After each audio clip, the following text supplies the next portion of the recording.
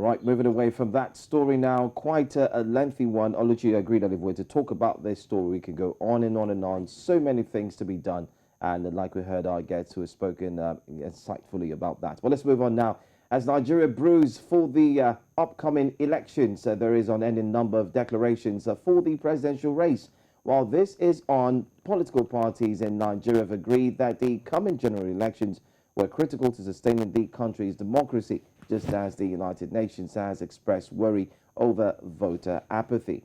Some of the sentiments were expressed on Tuesday when the United Nations Electoral Needs Assessment Mission met with the leadership of the 18 registered political parties on the platform of Inter-Party Advisory Council, that's IPAC.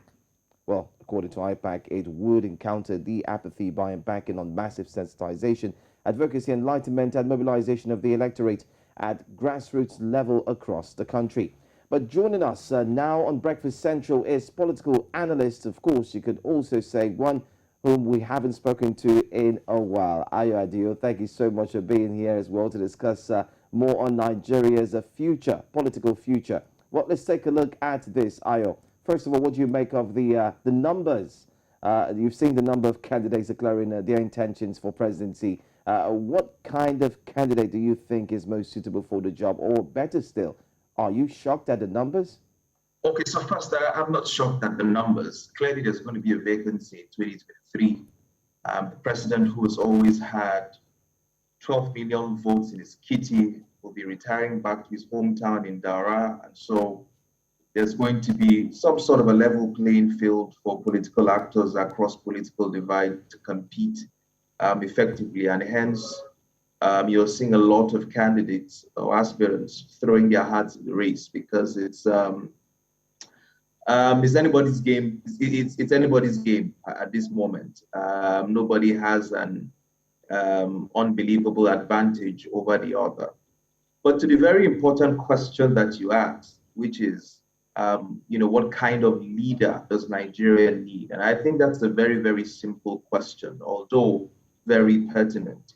Because the kind of leader that Nigeria needs at this point in time is not someone who wants power for what he can get, but somebody who is running for office for what he can do for Nigerians. And I'm talking about somebody who has a clear plan, a clear vision, and a track record of executing such plans and visions, even at a smaller scale, whether it's at the state or a local government level.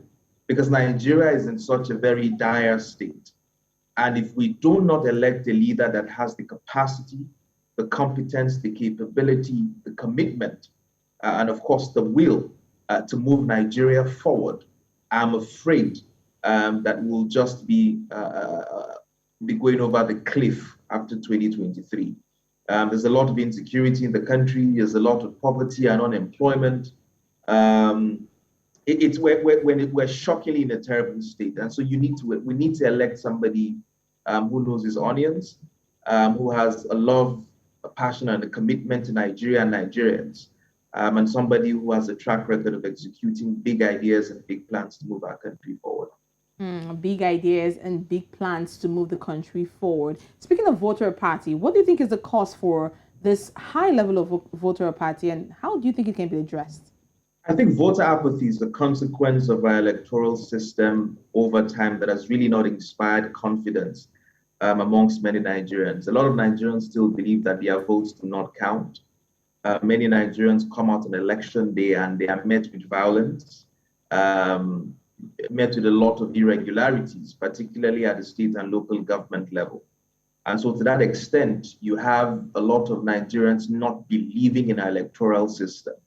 And not having confidence and faith in that system, to be free and fair. And that's why you see a lot of voter apathy. And as long if we can get Nigerians to believe that their votes will count or that their votes count, and that we can ensure that once they go out to vote on election day, they are quite secured and won't be attacked by thugs and hoodlums, I would imagine that you see a lot more Nigerians turning out to vote. But most importantly, like I would always argue, one of the things that drives voter apathy is the fact that a lot of Nigerians are yet to see a candidate that inspires genuine hope, that has charted a clear course and has painted a future, a compelling future that inspires them to action. And that's why you see a lot of people rather sit at home than vote the lesser of two evils. All right, Adio, let's also look at this particular story as well that's been making the rounds. I mean, a political party that has well over 15 persons vying for that presidential ticket. And just yesterday, we saw Bola Ahmed Tinubu, who is still making consultations. And then we saw the vice president as well, who came out to declare. What do you make of that statement where he said that he has no son who is going for that position as well? I think you should ask the Jagaban of Borgu that question. I'm not sure what he meant by that, but I think it was just a direct answer to the question the reporter asked, who said your son is running at it. Exactly. Truthfully, and quite frankly, I don't know why the reporter will ask that kind of question, because I don't know why he would refer to the vice president of the country as the son of the former governor. Or could it be the son in the political statement? Being that it still doesn't make any sense. There is no way a professor of law, before he even came to government, and the man who has had such international exposure should be referred to as the son of the former governor of Lagos. And so I think the question was a bit cheeky, and hence the kind of answer that he got from Bola Ahmed Tinubu. He simply should have just asked what he thought about the vice president's declaration. That should have been straightforward and an easy thing to say. But he chose to use son, which I found a bit derogatory, and hence the kind of answer that he got from the former governor of Lagos. All right, let's take this last question, Adio, quickly. Let's look at the road to Nigeria's election. First of all, let's look at those who are vying for the tickets first, and then moving closer to the election itself. Nigeria as a whole, we know that we have been bedeviled by a lot of insecurity problems. So far, so good. Now, do you think that, based on what just took place, is this the right time for the political stalwarts to come out and start campaigning, or shouldn't the security be the focus, the insecurity? Shouldn't it be fixed first before the campaigns begin? Okay, I think on one hand, they're a bit between a rock and a hard place, because primaries should be over in political parties, I think, by the second week of June. So essentially, if you're going to be competing in a primary election in the political party, you're likely going to have to declare between now and the end of May. So to that extent, you could say that they had no choice but to declare early so that they can fulfill the conditions of the Electoral Act.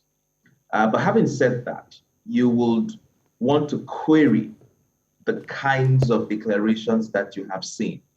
One that does not appreciate the challenges that we face as a country, and one that does not chart a course out of the challenges that we face in the country, disappoints me greatly.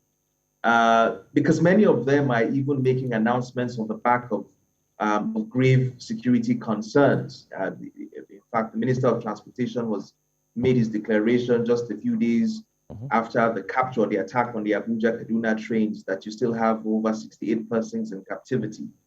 So to that extent, you can see the disconnect between the political elite and those that they claim to lead. And it's a lack of appreciation of the challenges that we face in our country, because you cannot see the empathy from these leaders, even in their declaration. Even if they are faking it, there's a lack of expression of the pain of the average Nigerian. And to make it even worse, they don't even have the courtesy to even lie to you about the plan that they have to make Nigeria better. They just simply tell you that they are declaring and they just want power, and it's their turn, or it's the turn of a certain region. And that's just about it. And it's a shame that we have a group of political elites who clearly have no vision to take us out of these doldrums. And you should be concerned. I should be concerned. It's a Wednesday morning. I'm wearing a T-shirt on a TV interview because I've not had light in my house for 3 weeks. My dry cleaner cannot power his diesel generator engine because the cost of diesel is hitting the roof, and he also does not have light to do his simple business. So everything is grinding to a halt in our country, and we're pretending as though it's normal. It is shocking. It's ludicrous to me. And for you to have a group of political elites just simply make empty declarations without appreciating the pains that Nigeria are going through and lacking the courtesy to at least share a clear and compelling vision that can move Nigeria forward, I think is insulting and embarrassing to the Nigerian people. But more importantly, it should be concerning for each and every one of us that it seems like the day of redemption is still farther than we could ever imagine if this is the best we can put forward.